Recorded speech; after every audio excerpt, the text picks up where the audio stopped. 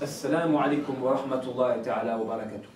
Donc en liaison avec l'actualité en Syrie, j'ai envie d'apporter quelques éclaircissements sur ce qui se passe actuellement, parce qu'il y a un conflit justement qui oppose le IIL, donc l'État islamique au Levant et en Irak, à l'ensemble justement de la rébellion, où des choses horribles se sont déroulées, comme des attentats suicides à l'endroit de mosquées, donc en plein milieu de musulmans, des membres de l'EIL se faire exploser. Donc c'est des choses horribles qui sont en train de se passer actuellement en Syrie, qui opposent des musulmans entre eux. Donc j'ai envie d'apporter quelques éclaircissements sur la situation, en mettant en évidence l'initiative d'un cheikh saoudien, Abdullah ibn Mohammed al-Muhaysini, donc diplômé de l'université al-Qura de la Mecque, qui est relativement jeune, puisqu'il doit avoir entre 27 et 28 ans, et qui a entrepris une démarche louable, celle de réconcilier tous les musulmans, moyennant un retour à un jugement juste et équitable. Donc le cheikh al-Muhaysini a entrepris cette démarche qui est très très noble, qui mérite justement d'être suivie par tous. Et justement, la majorité des partis en question ont répondu positivement à la demande, à l'exception de l'EIL qui pose deux conditions à l'adhésion, à la participation à cette initiative. Donc, dans les deux conditions, vous avez une demande explicite de statuer sur la démocratie, sur la laïcité, et consécutivement, vis-à-vis des groupes qui combattent en vue d'instaurer un régime démocratique ou laïque, donc en faisant allusion à l'ASN. Et vous avez la seconde condition, une élucidation aussi, une clarification vis-à-vis d'États comme la Turquie, comme le Qatar, comme la Jordanie, comme l'Arabie Saoudite, et consécutivement la position à adopter vis-à-vis de groupes qui s'affilieraient à ces États-là. Donc vous voyez que l'État islamique au Levant et en Irak ne pourra pas répondre positivement à l'initiative du cheikh al-Muhaysini, puisqu'il demande une clarification par rapport à la démocratie et à la laïcité, et par rapport à des régimes comme l'Arabie Saoudite, pour ensuite conclure à, entre guillemets, l'éventuelle excommunication des groupes qui combattraient en vue d'instaurer une démocratie, ou qui combattraient par alliance avec des États comme l'Arabie Saoudite, la Turquie ou la Jordanie. Alors si dans la conception de l'EIL, la démocratie c'est de la mécréance, et les États d'Arabie Saoudite, de Jordanie ou de Turquie sont des États impies, il est clair que pour eux, consécutivement, ceux qui s'affilieraient à des luttes en vue d'instaurer la démocratie, et ceux qui s'affilieraient à des luttes en alliance avec ces États-là, des États comme la Jordanie, la Turquie ou l'Arabie Saoudite, seraient par voie de conséquence des mécréants.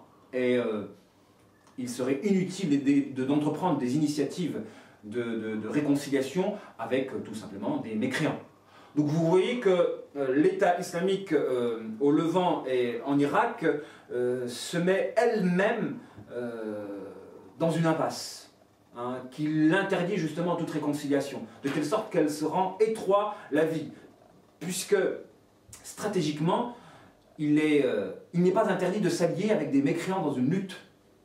Vous avez un hadith authentique rapporté par l'imam Muslim dans lequel le prophète disait qu'à la fin des temps, vous allez combattre un ennemi commun avec les Roums.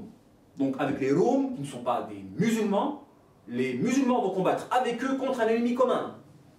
Donc ce hadith est une preuve comme quoi les musulmans peuvent combattre avec des non-musulmans dans une lutte commune.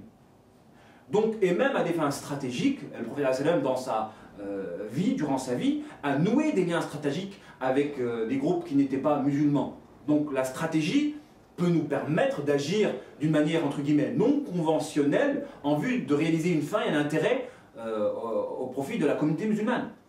Hein. Donc on peut s'allier avec un ennemi contre un autre ennemi, si grâce à cette alliance-là, on peut terrasser un adversaire. Ce qui compte, c'est le terrassement de l'adversaire le plus proche, avant de pouvoir mener à bien le projet global qui consiste à faire dominer l'islam sur la terre.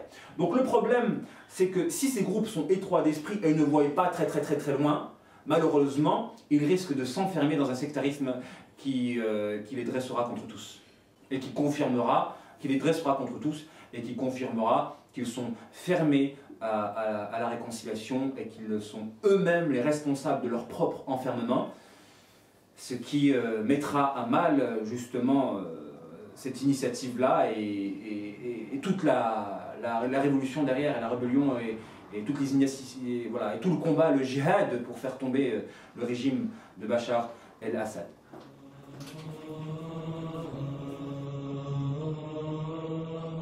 Ceci étant dit, il est clair que ceux qui luttent en vue d'instaurer la démocratie accomplissent un acte de mécréance. Comme il est clair que ceux qui considèrent un modèle supérieur au Coran et à la Sunna ou à la loi musulmane est mécréant par le fait qu'il aura placé une référence au-dessus du Coran et de la Sunna. Hein. Donc il est évident que ceux qui considèrent un système ou un modèle supérieur au Coran et à la Sunna accomplit un acte de mécréance. Mais les deux conditions pour légitimer justement une excommunication sont la preuve que tel acte excommunie, fait sortir de l'islam, et la preuve que la personne l'accomplit en toute conscience. Donc il y a une différence à opérer entre le takfir général et le takfir particularisé. Ça c'est important parce que malheureusement les Khawarij sont des êtres qui généralisent le takfir à partir de cas particuliers. Donc c'est le contraire. Normalement, on ne devrait pas faire de takfir particularisé, mais on devrait se limiter justement qu'à la généralisation du takfir en disant que tel acte fait sortir de l'islam, mais toute personne qui l'a accompli n'est pas spécialement un mécréant. Le problème, c'est que les Khawarij ont la fâcheuse tendance à généraliser le takfir à partir de cas particuliers. C'est-à-dire que toute personne qui lutte pour une cause, qui accomplit un acte de mécréance, est nécessairement mécréant, puisqu'il lie l'agissement avec le côté cœur, alors que toute personne qui accomplit un acte n'est pas nécessairement en alliance, en adéquation avec cet acte-là. Hein, le problème des Khawarij à l'heure d'aujourd'hui, c'est qu'il y a un nouveau takfirisme, d'ailleurs ils vont considérer comme murji toutes les personnes qui font une séparation entre le cœur et l'acte, parce qu'il y a des personnes, normalement, il y a des personnes qui peuvent accomplir un acte de mécréance sans y adhérer par la conscience. Ils peuvent l'accomplir par voie, par pression environnementale, etc.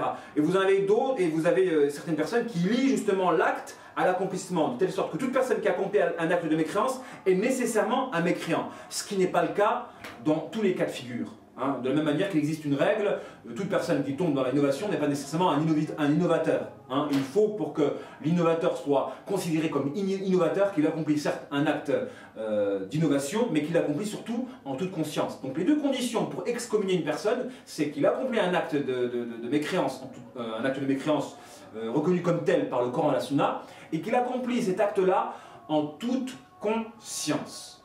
Malheureusement, il existe une nouvelle forme du takfirisme à l'heure d'aujourd'hui, c'est le takfirisme de personnes qui lient l'acte à l'intériorité. Toute personne qui accomplit un acte de mécréance l'accomplit certes à partir de son intériorité. Donc ils le rendent directement mécréant.